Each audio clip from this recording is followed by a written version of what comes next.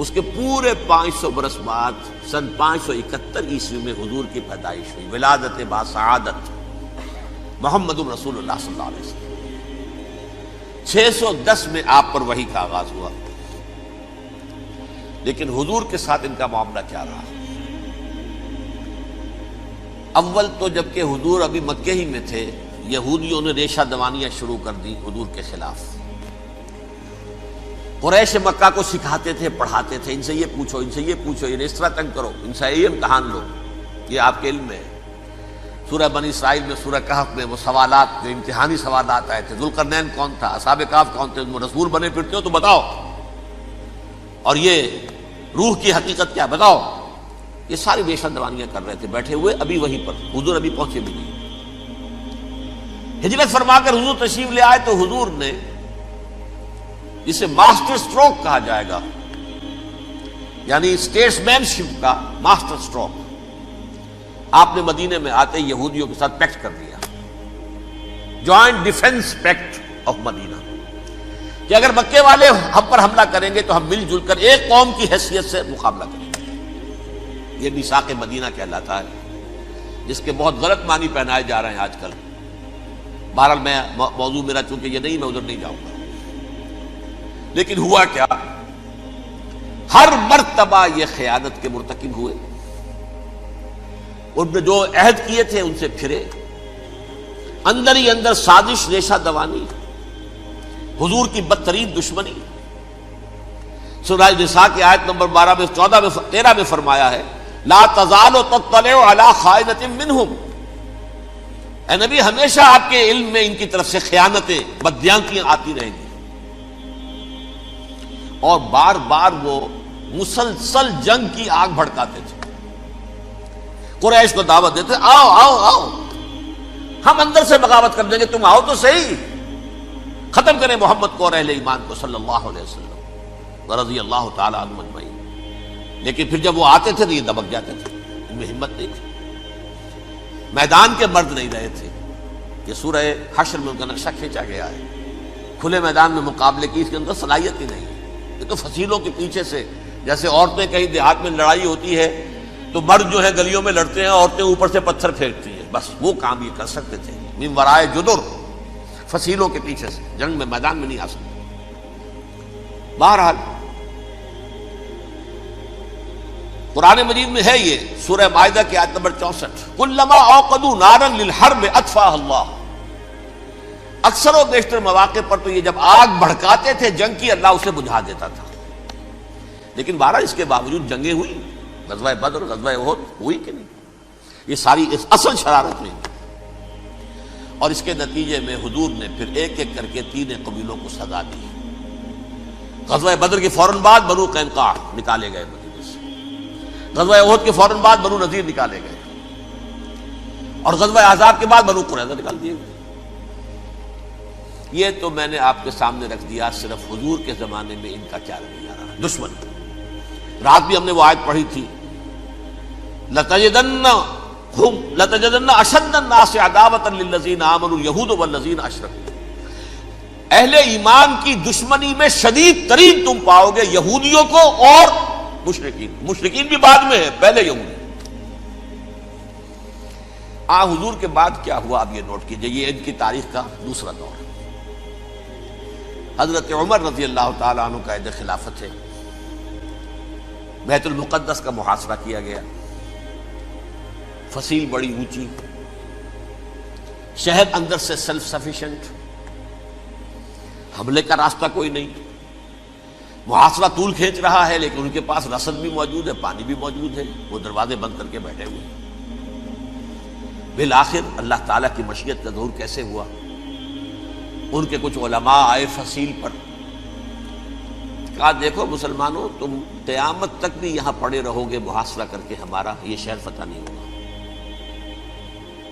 ہاں ایک درویش بادشاہ کے ہاتھوں یہ شہر فتح ہونا ہے، لیکن تمہارے اندر ہمیں وہ نظر نہیں آ رہا۔ ابو عبیدہ بن الجراح رضی اللہ تعالی عنہ، امین هذه الامہ، ان کا فوراً ذہن گیا، وہ درویش بادشاہ مدینے میں بیٹھا ہوا ہے، عمر رضی اللہ تعالی،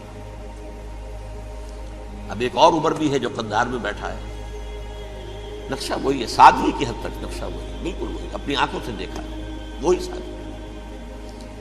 عمر اول عمر ثانی تھے عمر بن عبد العزیز، اب ایک اللہ کے فضل سے اللہ تعالیٰ ایدہ اللہ بنصرتہ، اللہ تعالیٰ ان کی نصرت فرمائے، دشمنوں کو ان کے مقابلے میں نیست و نابود کرے۔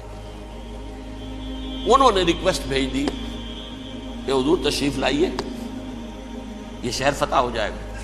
وہ ہے سفر تاریخی، اتنا طویل سفر، تقریباً 700 میل، ایک اونٹ، ایک خادم، ایک منزل پہ امیر المومنین اوپر بیٹھے، خادم آگے چل رہا ہے، اگلی منزل پہ خادم اوپر بیٹھا ہے، امیر المومنین آگے جا رہے ہیں۔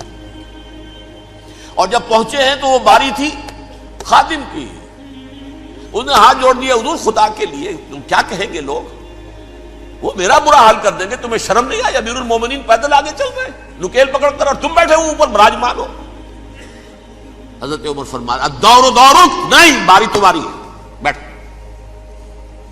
اس حال میں پہنچے ہیں، اور پھر یہ کہ ابو عبیدہ بن الجراح آئے ہیں، استقبال کیا ہے تو دیکھا ہے، اس حال میں چلے آ رہے ہیں عمر، نکیل پکڑے ہوئے چلے آ رہے ہیں، اور کہتے ہیں کہ کہیں کیچڑ ویچڑ تھا، جوتے خراب ہو گئے تھے، وہ بھی اتار کے ہاتھ میں پکڑے ہوئے، کپڑے تو تھے ہی پھٹے ہوئے۔ انہوں نے کہا بھی حضرت ابو عبیدہ نے، دیکھیے یہ بڑا متمدن ملک ہے، بڑا مہذب علاقہ ہے یہ، آپ ذرا حلیہ اپنا دوست فرما لیں تب جا کے پیش ہم آپ کو کریں گے۔ آپ نے فرمایا نحن قوم اعزنا اللہ بالاسلام، ہم وہ قوم ہیں جنہیں اللہ نے عزت دی ہے اسلام کے ذریعے سے، کپڑوں کے ذریعے سے نہیں، دولت کے ذریعے سے نہیں۔ اسی حال میں گئے ہیں، اوپر سے انہوں نے کھڑے ہو کر نشانیاں دیکھی ہیں، اپنی کتابیں کھولی، ہاں یہ وہی ہے، اچھا لو جی سرنڈر، شہر تمہارے ہاتھ میں۔ خون کا ایک قطرہ نہیں بہا اور بیت المقدس فتح ہو گیا۔ لیکن اس وقت حضرت عمر نے ایک نرمی یہ کی کہ یہودیوں کے لیے بھی اسے اوپن سٹی قرار دے دیا۔ یہ احسان عظیم حضرت عمر کا، اس سے پہلے یہودی آ ہی نہیں سکتا تھا، داخل ہی نہیں ہو سکتا تھا، وہاں وہ آ کر وزٹ نہیں کر سکتا تھا، زیارت نہیں کر سکتا تھا اپنے مقدس مقامات کی۔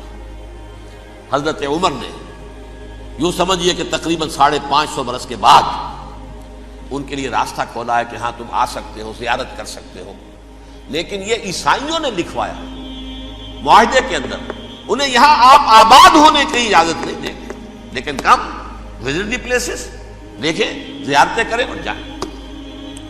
یہ معاہدہ حضرت عمر کا ہے رضی اللہ تعالیٰ، جو پھر خلافت راشدہ کے بعد بنو امیہ نے بھی اس کو آنر کیا، بنو عباس نے کیا، پھر جو ہمارے یہ ترکوں میں اندر خلافت آئی تو ترک خلفاء نے بھی اس معاہدے کی پوری پابندی کی۔ فلسطین میں آ سکتے ہیں یہودی، صرف زائرین کی حیثیت سے، وہاں آباد نہیں ہو سکتے۔ اب آئیے اگلا دور آیا حضرت عثمان کا دور خلافت۔ یہ ہے وہ وقت کہ اب یہود نے امت مسلمہ کی پیٹھ میں چھرا گھونپا۔ وہ کیسے؟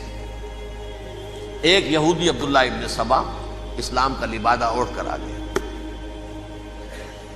معاشرے کا جائزہ لے لیا، ان میں بنو ہاشم اور بنو امیہ میں جو پرانی کشاکش تھی اس کے کچھ نہ کچھ جراثیم باقی ہیں، اگر ان کو ذرا بھڑکا دے تو مسلمانوں میں انتشار پیدا ہوگا۔ کہا یہ عثمان کون ہے؟ یہ تو بنو امیہ میں سے ہے، یہ حق تو بنو ہاشم کا ہے، خلافت ان کے پاس ہونی چاہیے، محمد کے تو رشتہ دار وہ ہے صلی اللہ علیہ وسلم۔ عوام الناس کے اندر بات پھیلنی شروع ہوئی، پھر ایک بڑی سازش کے انداز میں حضرت عثمان کے خلاف پروپیگنڈا، حضرت عثمان کے جو عاملین تھے، گورنر تھے، ان کے خلاف پروپیگنڈا، اور ایسی ہوشیاری کرتے تھے کہ کوفے میں کوفے کے حاکم کے خلاف کچھ نہیں کہنا، اجی مصر میں یہ ہو رہا ہے، اجی شام میں یہ ہو رہا ہے، اجی یہ جو عثمان ہے وہ یہ کر رہا ہے، یہ ظلم ہو رہا ہے، یہ لوٹ مار ہو رہی ہے، یہ خیانتیں ہو رہی ہیں۔ اب نہ تو اس زمانے میں مینز آف کمیونیکیشن، کیسے تصدیق کریں؟ افواہیں تو آپ آج کراچی کے اندر شروع ہو جائے تو پتہ نہیں چل سکتا کسی کو کہ کیا اس میں صداقت ہے، کیا جھوٹ ہے، اور بری بات جو ہے فطرت انسانی کی کمزوری ہے وہ فوراً قبول کرتا ہے، کسی کے بارے میں اچھی بات ماننے کو تیار نہیں ہوتا، لیکن بری بات تو فوراً تیار۔ بہرحال یہ فتنہ انہوں نے اٹھایا، حضرت علی کی الوہیت کا فتنہ اٹھایا، حضرت عثمان کے خلاف الفتنۃ الکبریٰ برپا کیا، حضرت عثمان شہید ہوئے۔ اس کے بعد 5 برس تک مسلمان ایک دوسرے کی گردنیں کاٹتے رہے، باہمی خانہ جنگی ہوئی۔ امت کو وہ زخم لگایا ہے جو آج تک جس سے خون رس رہا ہے۔ یہ شیعان عثمان اور شیعان علی تھے جو بعد میں پھر سنی اور شیعہ ہو، اور آج تک فتنہ کس نے جگایا؟ ایک عبداللہ ابن سبا یہودی اور اس کے کارندے، شیطان کا ایجنٹ، اور انسانوں میں سے بھی اس کے جو بھی حواریین تھے اور شیطانوں کے اندر سے بھی تھے، انہوں نے بھی اس آگ کو بھڑکایا۔ یہ آپ سوچ لیجئے کہ یہ کس نے وہ زخم لگایا؟ یہودی۔